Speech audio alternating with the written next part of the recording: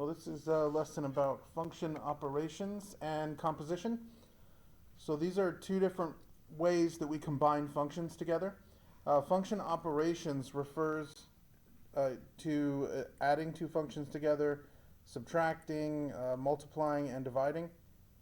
So those are ways that we combine functions together. We're going to talk about that first. Then we're going to talk about composition, which is a whole different idea. We're still combining functions together, but it's a very different way of combining. I mean, it has some similarities. And then we're going to talk about domains briefly. This is something that's going to come up now as we move forward into the rest of the second half of Algebra 2. We're going to be talking about domains a lot. It's still going to be a relatively new concept, so we're going to kind of ease into it this lesson. So for the purposes of my examples, I have constructed two functions. They're linear, so relatively simple. F of x is 3x minus 5, and g of x is x plus 4. So the way functions work, you have an input and an output. The domain contains all the elements you're allowed to put into the function, and then the range represents any of the answers you can get from sticking your domain into your function. So I have some example x's written down here. So to understand how f plus g works, the main idea, the actual idea here, is that you take whatever x you're talking about for the moment, and you evaluate f for that x value. So if we start with -3, we put -3 in here for the x. So f of -3 is going to be 3 times -3 minus 5. That's -9 minus 5, which is -14. Then we can do the same thing for g. We stick -3 in here. -3 plus 4 is 1. And this column here says f plus g, which is as simple as adding f and g. -14 plus 1 is -13. In the same way, stick 0 into f, we get -5. 0 into g gives us 4. So that's -1. If we put 1 in, we're going to get -2 for f and 5 for g, which adds to 3. Yes. So if we stick in 5, 15 minus 5 is 10, and 5 plus 4 is 9. That's 19. And if I stick in 10, that's 25.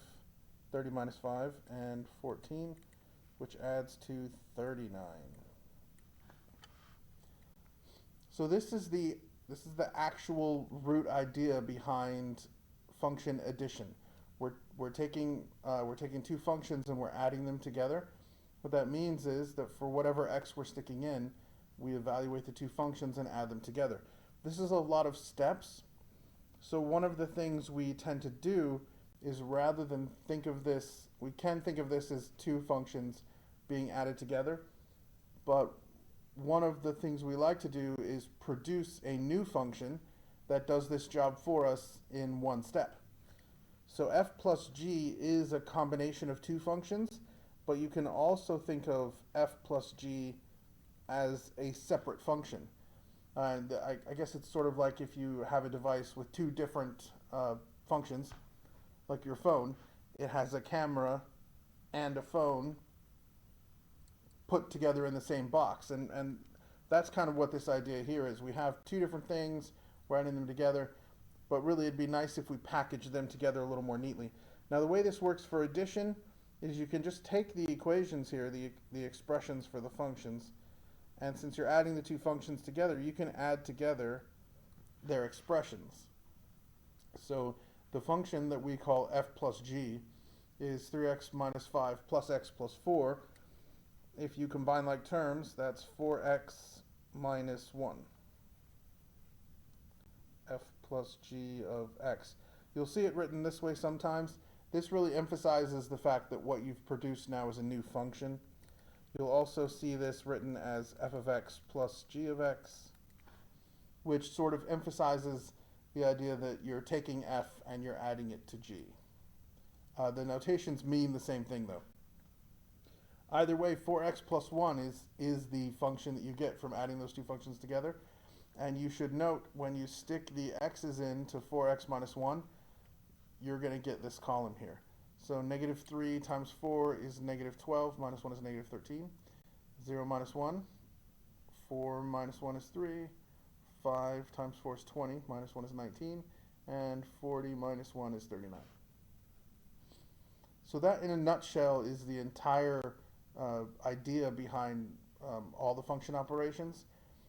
Now, we'll be subtracting or multiplying or dividing, and we can do all those things, but really it's got two ideas. And the one is, for any number we stick in, we find f, we find g, we do the indicated operation between those numbers, or you produce a new function that does it in one step, which is usually what we prefer.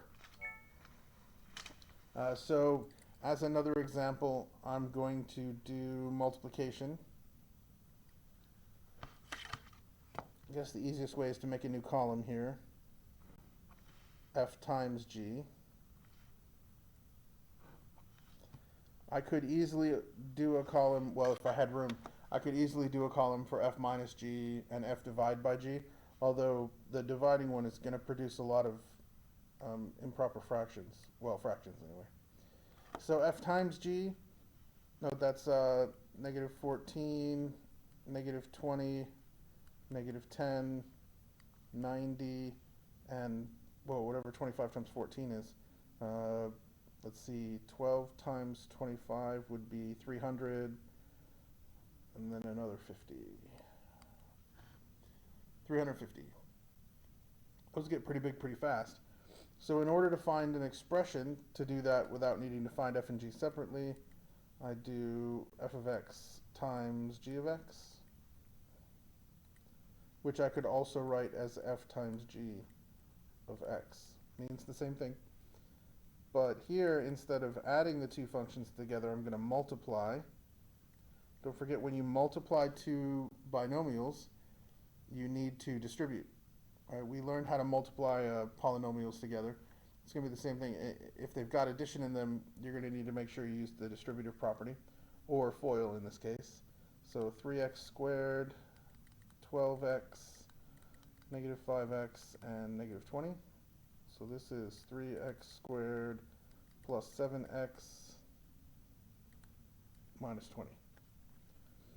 So that's positive 27 minus 21, which is 6, minus 20 is negative 14. And if I stick in 10, that's 300 plus 70 minus 20, which is 350. So this is the idea. I'm not going to do an example with subtraction and division. It's really the same idea. Now when you're subtracting, make sure you distribute the negative sign and then combine like terms. For dividing, you're just going to produce a fraction. Actually, let me show you that one.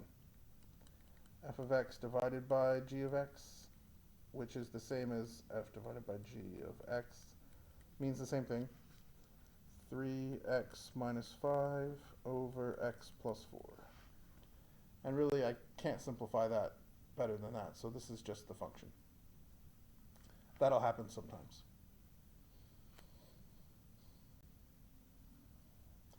I should also remember, should also remind you, when you're adding things together and you're combining like terms, the powers don't change.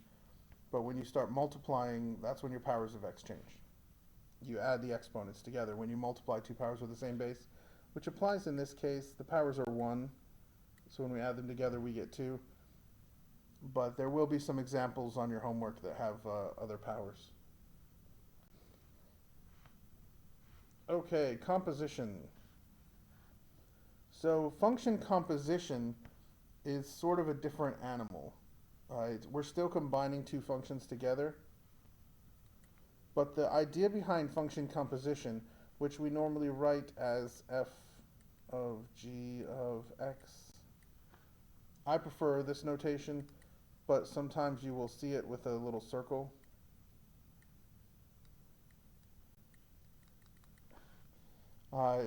These mean the same thing. We read this as f of g of x, and this is f of g of x. So we read them the same way, and they mean the same thing. They look a little different. Make sure you make your circle big enough that you don't confuse it for the multiplication dot. Now, the idea behind function composition isn't that you find f and g and then combine them in some way. The idea behind composition is that when you take your x, you're going to stick it into the inside function, the first one here, g, and you're going to find g of x. But then rather than finding f of x, you're going to find f based on the answer to g. So you're going to put x into g, you're going to get an answer, and the answer to g is what you're going to stick into f. And that's called function composition, or to compose two functions. So if I use my same example, x's 3, 0, 1, 5, and 10, negative 3. So negative 3, when I stick it into g, that was 1. Actually, I can copy down this column. 1, 4, 5, 9, 14. And so these are the numbers I stick into f, not these. So I don't stick x's into f, I'm sticking g of x answers into f.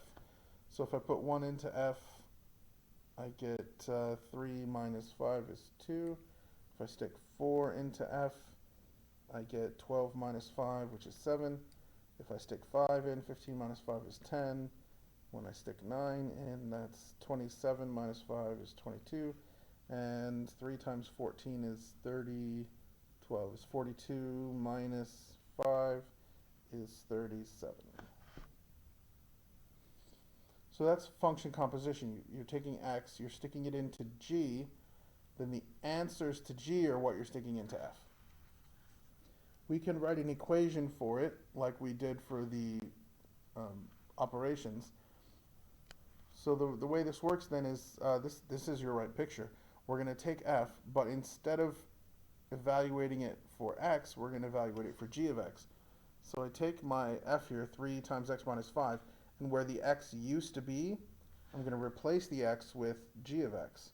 So 3 times x minus 5. Instead of x, I'm going to put g of x here. Well, there it is symbolically, but since we know what g of x is, x plus 4, that's what goes in there. I frequently don't write this step, although it's a helpful picture about what's actually going on here. So we're replacing the x in f of x with g. So 3 times x plus 4 minus 5, that's 3x plus 12 minus 5 is 3x plus 7, which you'll be able to see here. 3 times negative 3, 1. Oh, that was supposed to be negative 2. Oh, that makes more sense. All right.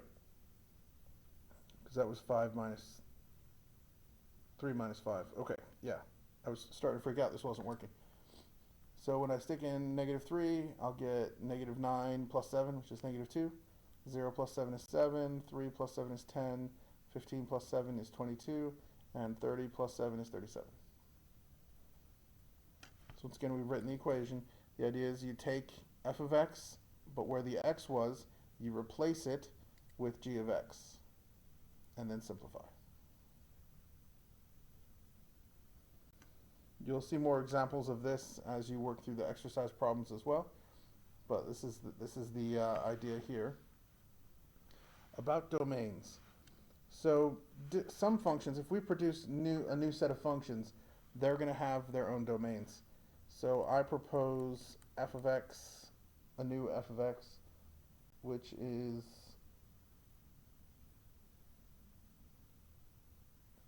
yeah, 4x to the 1/2 power, and a new g of x that is 3x.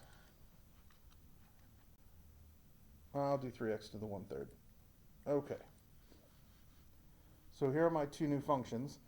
3x to the 1/3 has a domain of all real numbers. You can put any number you want in here and you'll be fine. So I use the fancy R. Oh wow, that is a mess. I'm going to use the fancy R with 2 backs. That's all real numbers.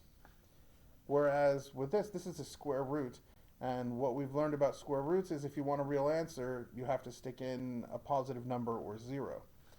So the domain for f in this case is that x has to be greater than or equal to 0. I'm not allowed to use negative numbers. So anytime you find yourself in a situation where one of your functions has a domain that's not all real numbers, when you start combining them, you're going to need to worry about the domain of the combination. Turns out for function addition, subtraction, or multiplication, you look at your two domains, any number that works in both functions will work in the combination.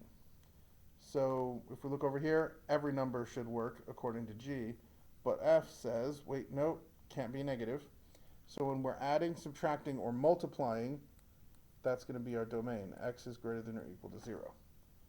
We take any number that's in both, any value that's in both domains is in the combination. For division, we create an additional problem. We can't have a negative inside a square root. In the same way, we're not allowed to divide by 0. So when we're dividing, we start with the same restriction we had for the other combinations. You look at your domains. Only numbers that work in both of our original functions are going to work in the combination. So x definitely can't be negative. So we start with x is greater than or equal to 0. But then we have to add another restriction because we're not allowed to have the bottom of our fraction be 0. So g of x is not allowed to be 0. In order to figure out what that means in terms of x, we have to solve this equation. So we take our g of x, which in this example here is 3x to the 1/3, and figure out what would make it 0, or I suppose not equal to 0, which in this case means not 0. So x has to be greater than or equal to 0 because of the square root, but it can't be 0 because of the fraction. So our actual domain becomes x is strictly greater than 0. So we have to switch our inequality to the strict inequality because putting in 0 would give us a division by 0, which is a bad idea. In our example up here, I produced, these are linear equations, which means their domains are all real numbers. So as I start combining them, the domains I get are all real numbers. For addition, for multiplication, domain is all real numbers. But when I get to division, I start with all real numbers, but g of x is not allowed to be 0, which means x plus 4 is not allowed to be 0, which means x is not allowed to be negative 4. So that's my domain here for division, f divided by g. X is not allowed to equal negative 4. Composition has a slightly more complicated relationship with its domains, for which I'm going to need new functions to explain. So I'm going to take f of x and have it be the square root of x minus 2, and I'm going to make g of x be 2x plus 1. So if we look at our domains, this is linear and has domain all real numbers. F is a square root function. I'm not allowed, x minus 2, the part inside the square root, has to be greater than or equal to 0 because it's a square root, which means x has to be greater than or equal to 2. So as we look at the two of these, when we start combining them, if we were adding, subtracting, or multiplying, we just say x has to be greater than or equal to 2. If we divide, we have to add an additional piece to our domain that says the one on the bottom can't be equal to 0. So for g divided by f, we say x has to be greater than or equal to 2, and also x minus 2 cannot be 0. So we have to remove the or equal to 2 part. So the domain for g divided by f is x is strictly greater than 2. If we do f divided by g, it's going to turn out not to be a problem. We start with x is greater than or equal to 2, but also 2x minus 1 can't be 0. Sorry, 2x plus 1. When you solve that, equal to -1, x cannot be -1/2. So if -1/2 were bigger than or equal to 2, because I had made a better example, we'd have to remove that from the domain. We'd have to add that as a separate condition. But since -1/2 is already less than 2, we don't really need to change it. We can just leave our domain.